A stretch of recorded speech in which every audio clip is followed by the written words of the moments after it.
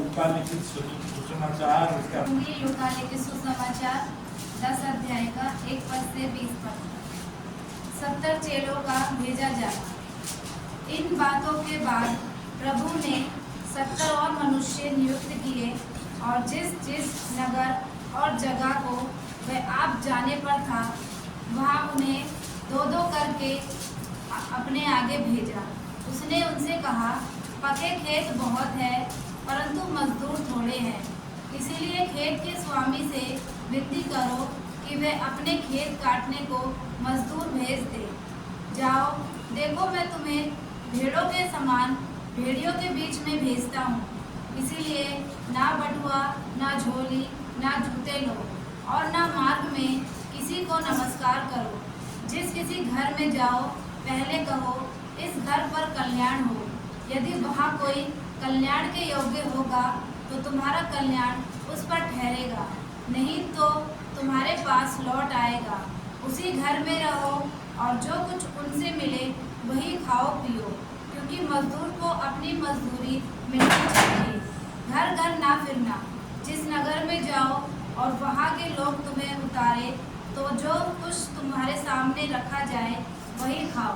वहाँ के बीमारों को चंगा करो और उनसे कहो, परमेश्वर का राज्य तुम्हारे निकट आ पहुँचा है। परंतु जिस नगर में जाओ और वहाँ के लोग तुम्हें ग्रहण ना करें तो उसके बाजारों में जाकर कहो, तुम्हारे नगर की धूल भी जो हमारे पाँव में लगी है हम तुम्हारे सामने झाड़ देते हैं। तो भी ये जान लो कि परमेश्वर का राज्य तुम्हारे निकट आ पहुँचा है।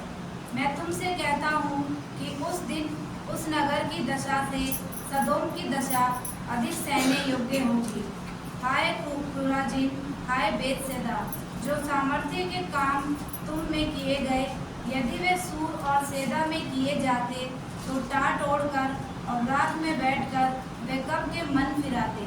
परंतु न्याय के दिन तुम्हारी दशा से सूर और सैदा की दशा अधिक सहने योग्य होगी। और हे कफरनहूम, क्या तू स्वर्ग तक ऊंचा किया जाएगा? तू तो अधोलोक तक नीचे जाएगा। जो तुम्हारी सुनता है वह मेरी सुनता है, और जो तुम्हें तुच्छ जानता है वह मुझे तुच्छ जानता है, और जो मुझे तुच्छ जानता है वह मेरे भेजने वाले को तुच्छ जानता है।